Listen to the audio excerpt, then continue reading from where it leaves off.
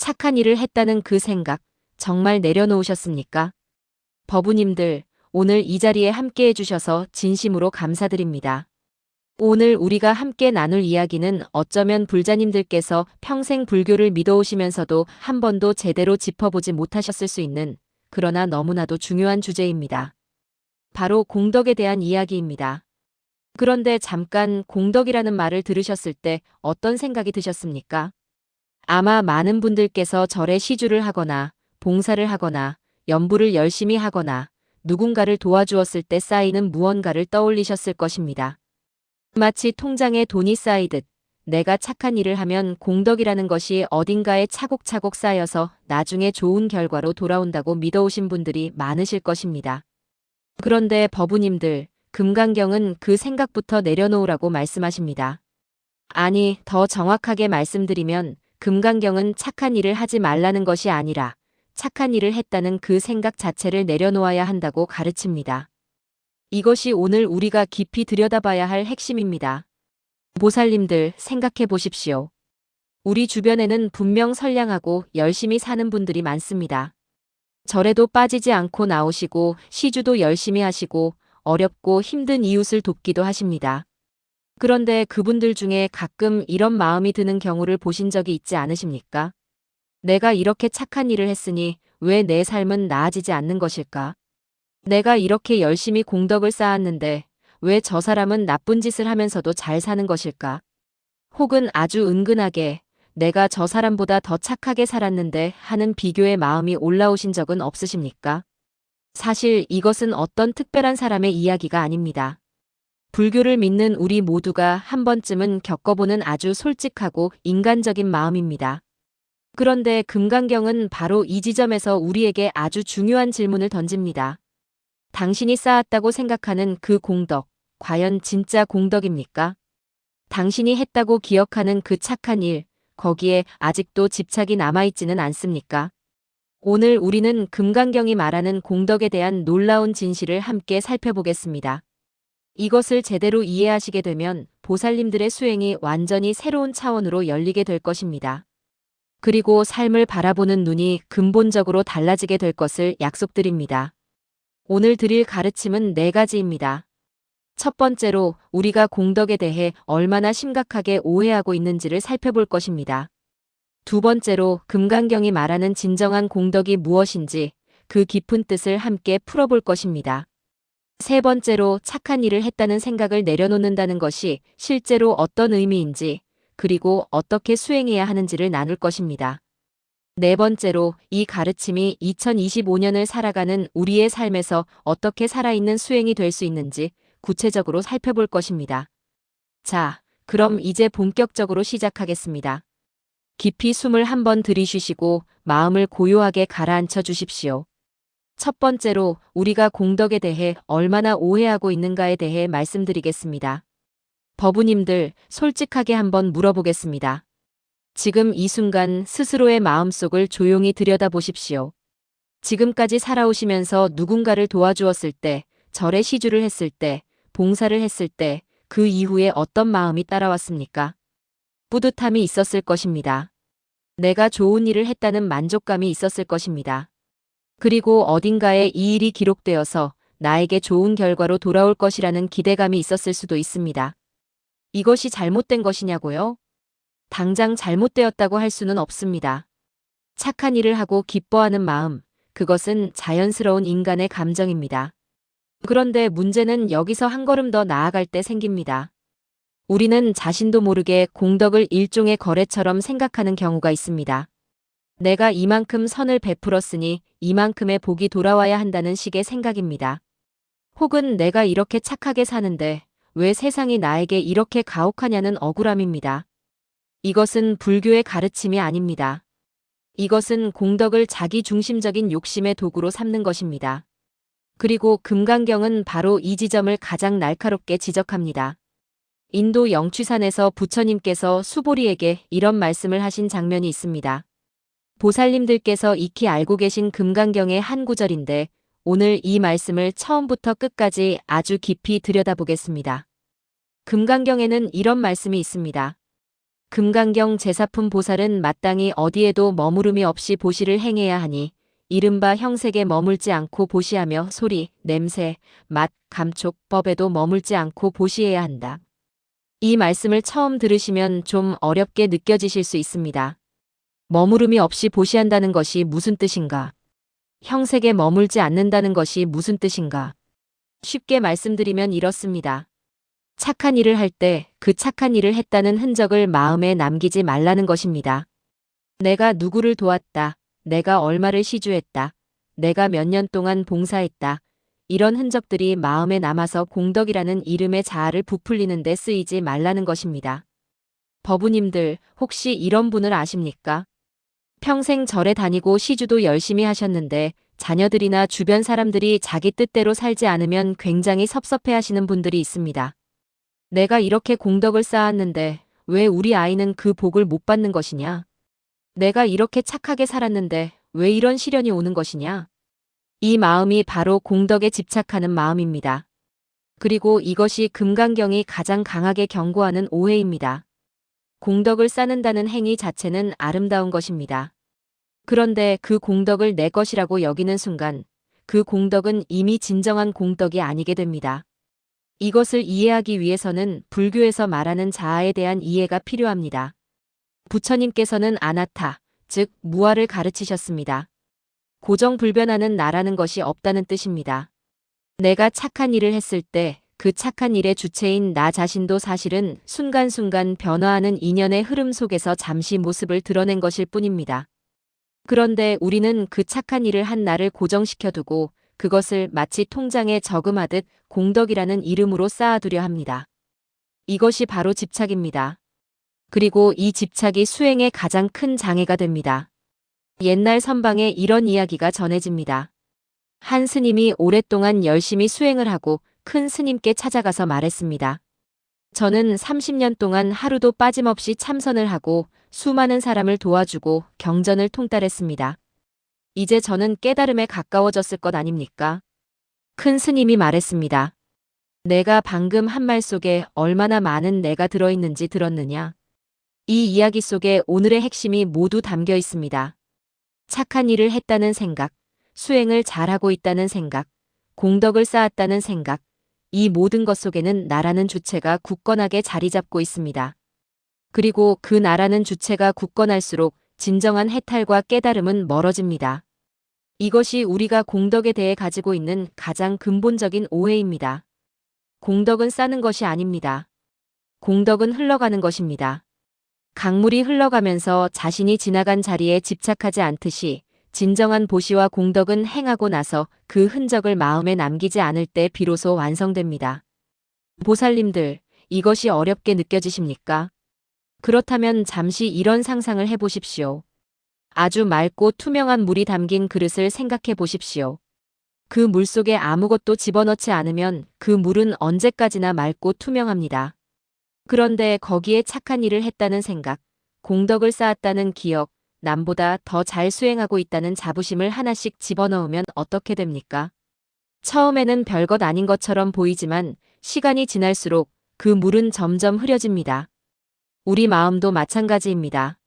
착한 일을 하고 그 흔적을 마음에 남기지 않을 때 그 마음은 언제까지나 맑고 투명하게 빛납니다. 그것이 금강경이 말하는 진정한 공덕의 시작점입니다.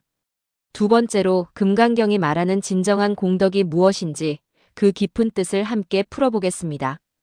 법우님들, 이제 금강경의 핵심으로 한 걸음 더 들어가 보겠습니다.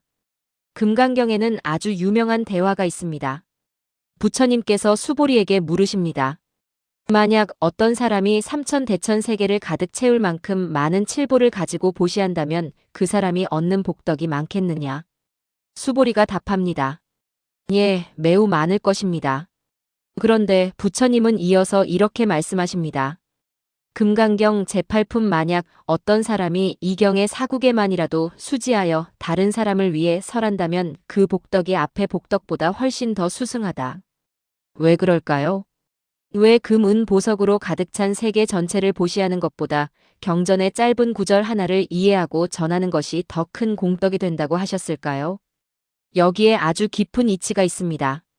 물질적인 보시, 즉 재물을 주는 행위는 아무리 많이 해도 여전히 주는 나와 받는 너가 있습니다. 그리고 주었다는 흔적이 남습니다. 그러나 진리의 말씀을 전하는 것, 즉 법보시는 상대방의 마음속에 있는 무지와 집착의 뿌리를 흔들기 때문에 그 파급력이 비교할 수 없이 큽니다. 그리고 진정한 법보시는 내가 전했다는 흔적을 남기지 않습니다. 그냥 진리가 진리로서 흘러가는 것입니다. 이것을 불교에서는 무주상보시라고 합니다. 머무는 바 없이 행하는 보시, 상이 없는 보시, 흔적을 남기지 않는 보시. 금강경 전체를 통틀어 가장 중요한 가르침 중 하나가 바로 이것입니다. 금강경 제17품 보살은 나라는 상이 없고 사람이라는 상이 없고 중생이라는 상이 없고 오래 산다는 상이 없이 보시를 행해야 한다. 이 네 가지를 불교에서는 사상이라고 합니다. 아상, 인상, 중생상, 수자상. 나라는 고정된 실체가 있다는 생각, 타인이라는 고정된 실체가 있다는 생각, 중생이라는 고정된 범주가 있다는 생각, 그리고 이 모든 것이 오래 지속된다는 생각. 이 네 가지 집착에서 벗어날 때 비로소 진정한 공덕이 시작된다고 금강경은 말씀하십니다. 그렇다면 이것이 실제로 어떤 모습일까요? 부처님께서 살아계실 때 이런 일이 있었다고 전해집니다. 어느 날 한 제자가 부처님께 와서 말했습니다. 세존이시여, 저는 오늘 길을 걷다가 넘어진 노인을 일으켜드리고 집까지 모셔다 드렸습니다. 이것이 공덕이 되겠습니까? 부처님께서 말씀하셨습니다.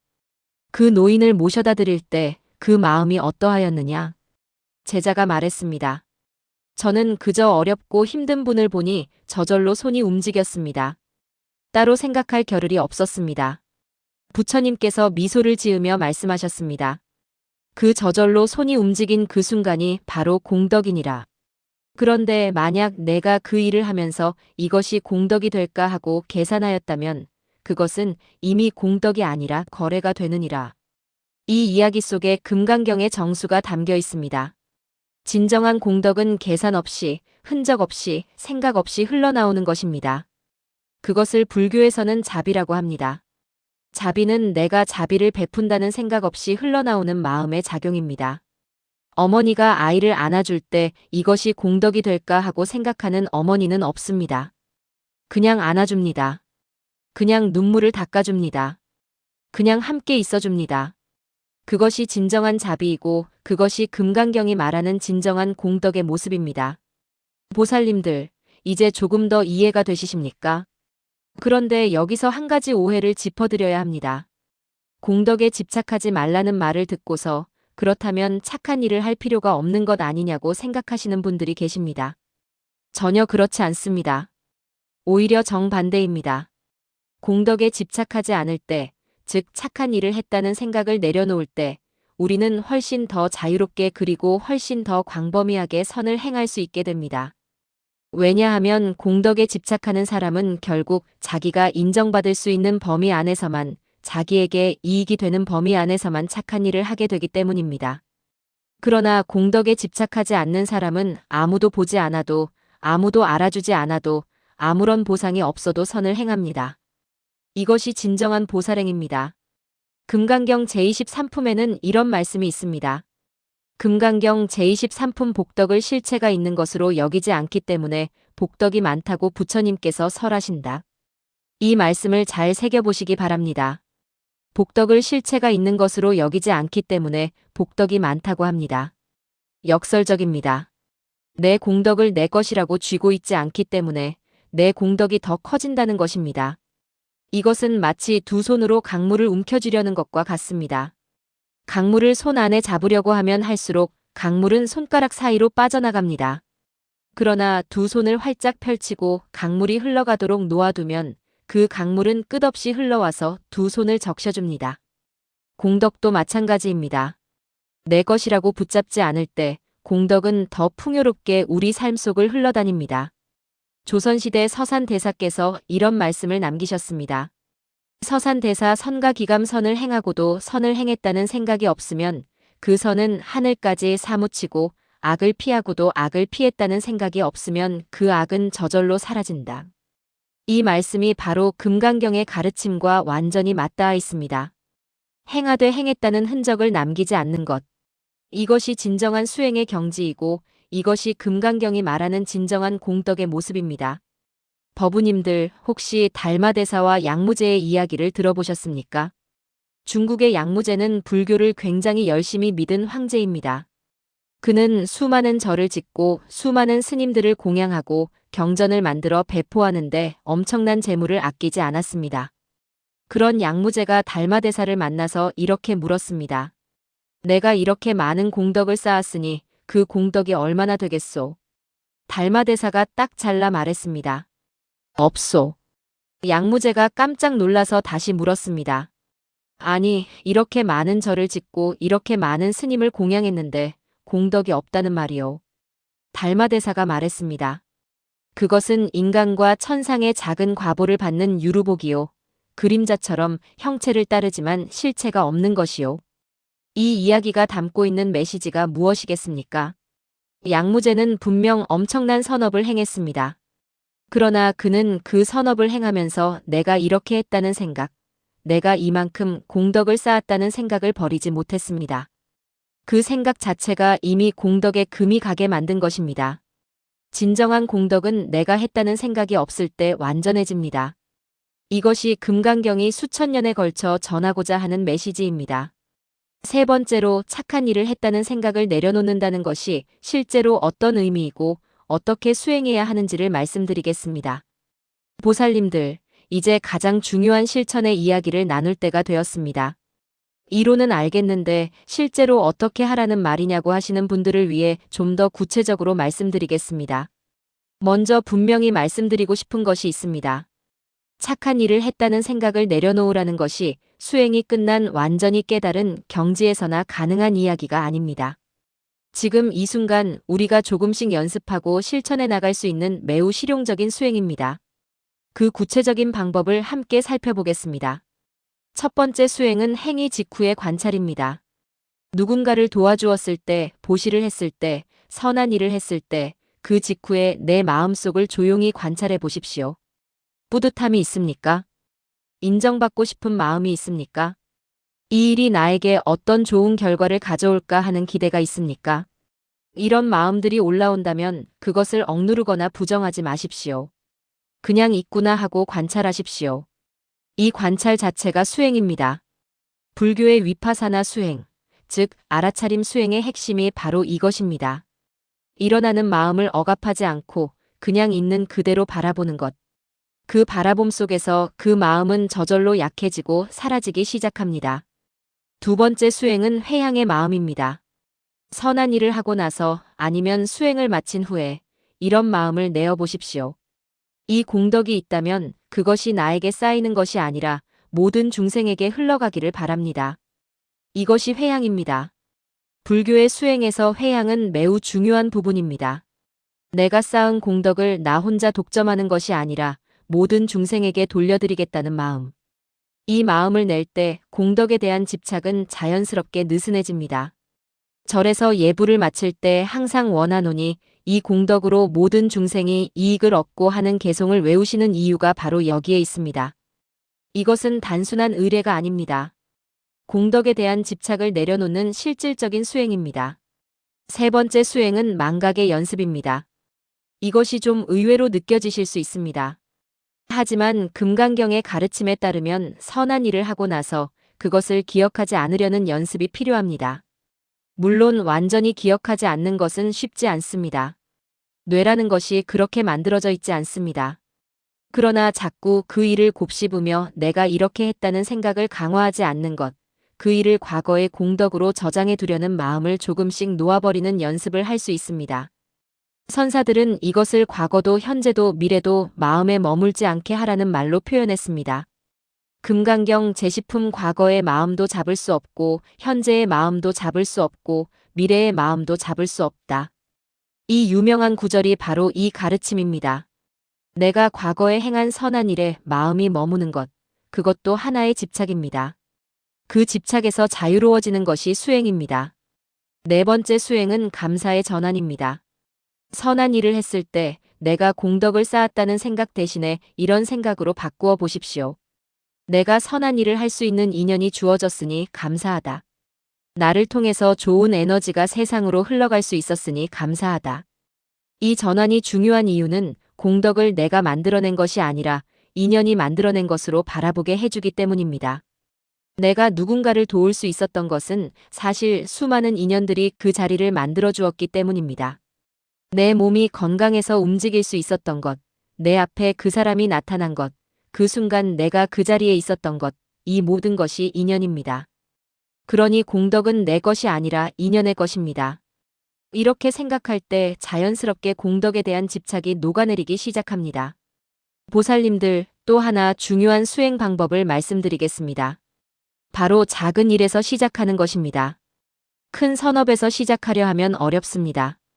일상의 아주 작은 순간에서 연습해 보십시오. 아침에 가족에게 따뜻한 말 한마디를 건네고 나서 그 말을 건넸다는 것을 잊어버리는 연습을 해 보십시오.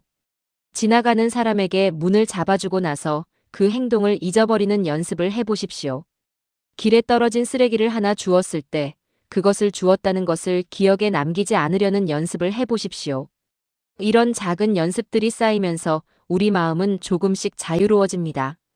그리고 그 자유로움 속에서 더 크고 깊은 보살행이 저절로 흘러나오기 시작합니다. 원효 스님께서 이런 말씀을 남기셨습니다.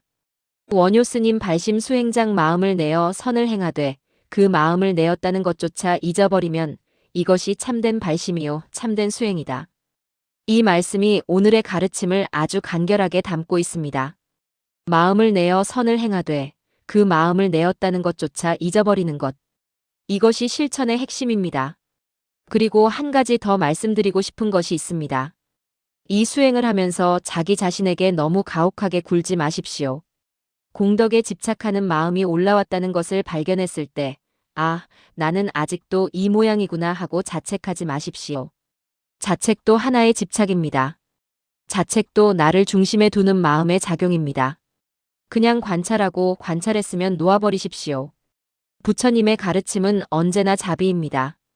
자신에 대한 자비도 수행의 중요한 부분입니다. 완벽하게 하려는 생각도 내려놓고 그냥 조금씩, 아주 조금씩, 오늘보다 내일 조금 더 가볍게 살아가는 것. 그것이 금강경의 가르침을 실천하는 방식입니다.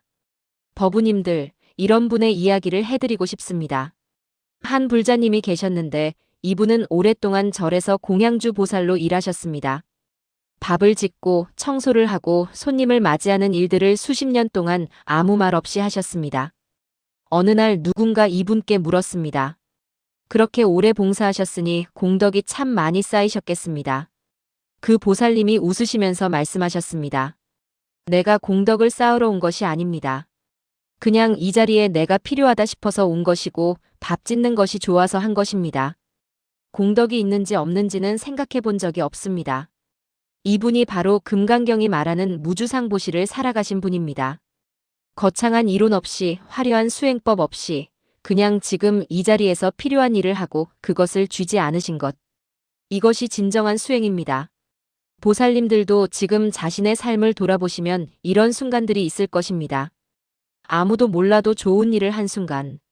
보상을 바라지 않고 누군가를 도운 순간. 칭찬받지 않아도 내 자리를 지킨 순간. 그 순간들이 바로 여러분의 진정한 공덕입니다. 그리고 그것을 기억하지 않으셔도 됩니다. 그냥 그렇게 살아가시면 됩니다. 네 번째로 이 가르침이 2025년을 살아가는 우리의 삶에서 어떻게 살아있는 수행이 될 수 있는지 말씀드리겠습니다. 법우님들, 이제 마지막으로 가장 현실적인 이야기를 나눌 시간입니다. 2025년을 살아가는 우리의 삶은 어떻습니까? 스마트폰 하나만 열면 세상 모든 것이 수치화되고 기록됩니다. SNS에는 내가 한 좋은 일을 인증하는 사진들이 넘쳐납니다. 기부를 했다는 인증, 봉사를 했다는 인증, 착한 소비를 했다는 인증. 물론 이런 인증 문화가 순기능도 있습니다. 다른 사람들에게 선한 행동을 촉진하는 긍정적인 영향도 있습니다.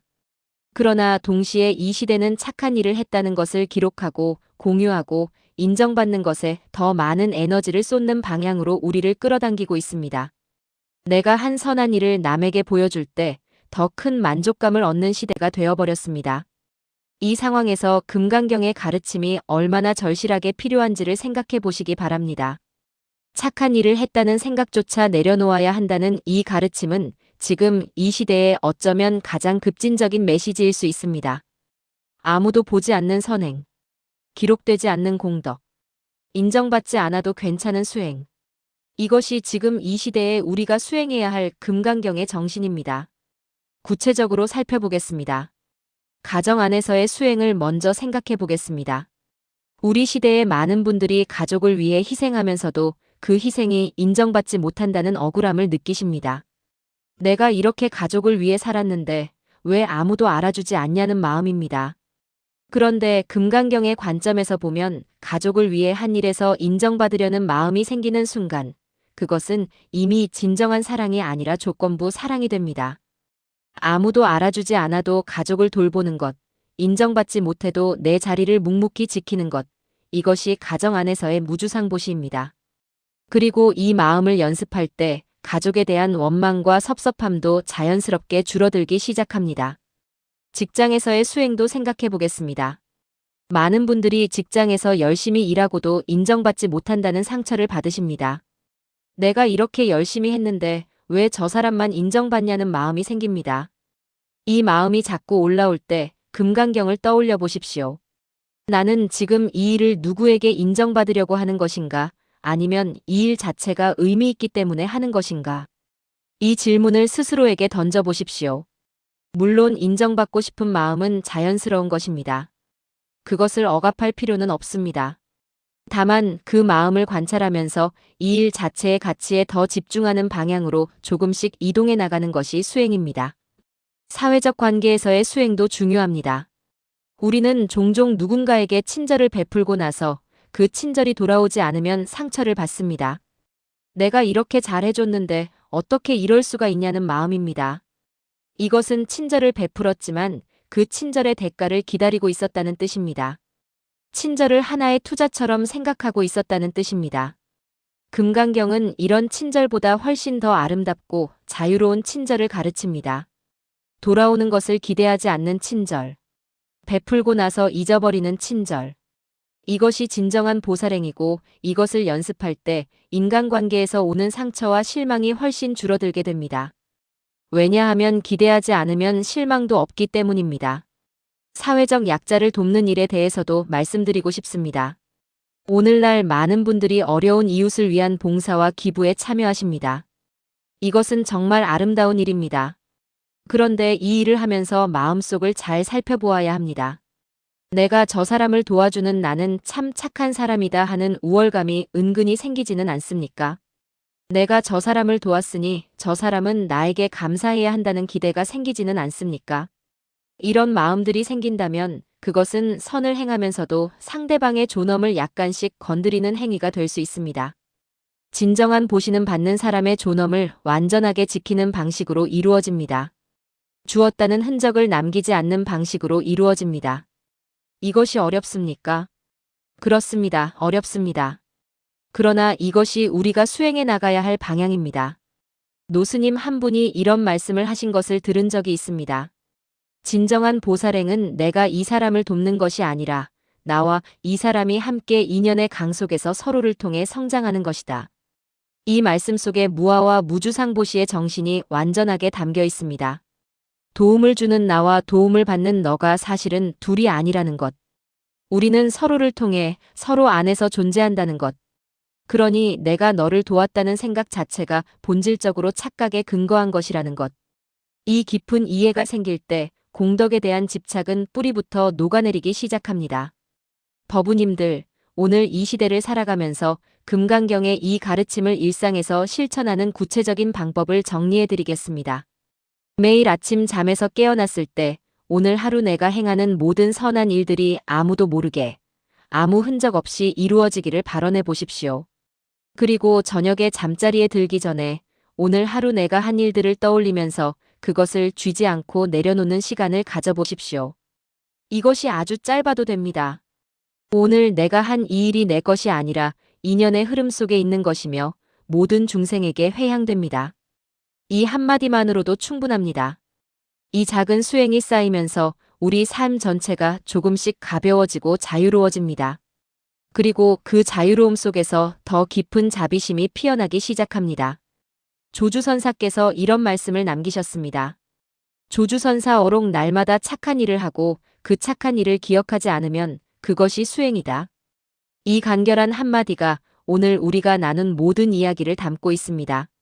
날마다 착한 일을 하되 그것을 기억하지 않는 것. 이것이 2025년을 살아가는 우리가 금강경으로부터 배워야 할 가장 소중한 가르침입니다. 보살님들, 마지막으로 한 가지 더 말씀드리겠습니다. 우리가 공덕에 집착하는 이유 중 하나는 불안 때문입니다. 내가 충분히 착하게 살지 못하면 어떻게 되는 것인가? 내가 공덕이 부족하면 다음 생에 어떤 일이 생기는 것인가? 이런 불안이 공덕을 쌓으려는 집착의 이면에 있는 경우가 많습니다. 그런데 금강경은 이 불안 자체를 내려놓으라고 합니다. 금강경 제32품 일체의 유의법은 꿈과 같고 환영과 같고 물거품과 같고 그림자와 같고 이슬과 같고 번개와 같으니 마땅히 이와 같이 관찰해야 한다. 공덕이라는 것도 죄업이라는 것도 다음 생이라는 것도 이 모든 것이 결국은 이 순간 일어나는 마음의 작용입니다. 지금 이 순간 맑은 마음으로 선하게 살아가는 것, 그것이 전부입니다. 과거에 충분히 못했다는 죄책감도 내려놓고 미래에 어떻게 될 것인가 하는 불안도 내려놓고 지금 이 순간 할 수 있는 선한 일을 하고 그것조차 내려놓는 것. 이것이 금강경이 말하는 삶의 방식입니다. 이것이 진정한 해탈의 방향입니다. 법우님들, 이 가르침이 처음에는 어렵게 느껴지실 수 있습니다. 아니, 솔직히 말씀드리면 이 가르침은 평생을 수행해도 완전히 이루기 어려운 것입니다. 그러나 그것이 목적지가 아닙니다. 방향이 중요합니다. 그 방향으로 조금씩, 아주 조금씩 나아가는 것. 어제보다 오늘 조금 더 가볍게, 오늘보다 내일 조금 더 자유롭게. 이것이 우리의 수행입니다. 부처님께서 말씀하셨습니다. 법구경 마음이 모든 것의 근본이다. 마음이 맑으면 모든 것이 맑고 마음이 흐리면 모든 것이 흐리다. 공덕에 집착하는 마음, 착한 일을 했다는 생각을 쥐고 있는 마음, 이것이 우리 마음을 조금씩 흐리게 합니다. 그 마음을 내려놓을 때 우리의 마음은 맑아집니다. 그리고 그 맑아진 마음에서 진정한 자비와 지혜가 샘솟습니다. 이것이 금강경이 수천 년 동안 우리에게 전하고자 하는 가르침의 핵심입니다. 이제 오늘의 4가지 가르침을 정리하겠습니다. 첫 번째로 우리는 공덕을 마치 통장에 저금하듯 쌓아두는 것으로 오해해왔습니다. 공덕에 집착하는 순간 그 공덕은 이미 진정한 공덕이 아닙니다. 착한 일을 하면서 그것을 내 것으로 여기는 순간 그 착한 일에는 이미 집착이라는 때가 묻어 있습니다. 두 번째로 금강경이 말하는 진정한 공덕은 무주상보시입니다. 어디에도 머무름이 없는 보시, 아무 흔적을 남기지 않는 보시, 받는 사람과 주는 사람의 구분조차 사라진 자리에서 흘러나오는 자비의 행위입니다. 달마대사가 양무제에게 공덕이 없다고 말한 것은 착한 일을 하지 말라는 것이 아니라 착한 일을 했다는 생각에서 자유로워지라는 것이었습니다. 세 번째로 이 가르침을 실천하는 방법은 거창하지 않습니다. 행위 직후 마음을 관찰하는 것, 회양의 마음을 내는 것, 한 일을 잊어버리는 연습을 하는 것, 감사의 마음으로 전환하는 것, 이 작은 연습들이 우리 삶 전체를 조금씩 가볍게 만들어갑니다. 네 번째로 2025년을 살아가는 우리에게 이 가르침은 더욱 절실합니다. 모든 것을 기록하고 인정받으려는 이 시대에 기록되지 않는 선행, 인정받지 않는 공덕, 아무도 모르는 자비의 행위가 가장 진정한 수행이 됩니다. 보살님들, 오늘 이 자리에서 함께 한 가지 마음을 내어보시겠습니까? 지금 이 순간부터 내가 하는 모든 선한 일에서 조금씩 손을 놓아보겠습니다. 잡으려 하지 않겠습니다. 쌓으려 하지 않겠습니다. 그냥 흘러가게 하겠습니다. 강물이 바다로 흘러가듯 내 선한 마음이 세상으로 흘러가도록 그냥 두겠습니다. 그리고 그 흐름을 잡으려 하지 않겠습니다. 이 마음 하나가 우리 삶을 근본적으로 변화시키는 시작이 됩니다. 법우님들, 오늘 이 가르침이 마음에 와닿으셨다면 좋아요 한번 눌러주시고 주변의 법우님들과 함께 나눠주시면 더욱 감사하겠습니다. 그리고 댓글로 오늘 가르침 중에서 가장 마음에 울림을 준 부분이 어떤 것인지 나눠주시면 그 이야기들이 서로에게 또 다른 수행의 씨앗이 될 것입니다. 착한 일을 했을 때 어떤 마음이 드셨는지, 그 마음을 내려놓으려고 했을 때 어떤 경험을 하셨는지 솔직하고 따뜻한 이야기들을 댓글로 나눠주시기를 청합니다. 오늘 법문에서 나온 공덕이 있다면 그것이 온전히 모든 중생에게 흘러가기를 발언합니다. 고통 속에 있는 이들에게 위로가 되고 헤매는 이들에게 빛이 되고 지쳐있는 이들에게 쉼이 되기를 바랍니다. 원하노니 이 공덕으로 일체 중생이 모두 안락하고 모두 지혜를 얻어 고통의 바다를 건너기를 바랍니다. 나무 석가모니불, 나무 석가모니불, 나무 석가모니불. 법우님들, 오늘도 건강하시고 평안하시기를 두 손 모아 빕니다. 다음 시간에 또 뵙겠습니다.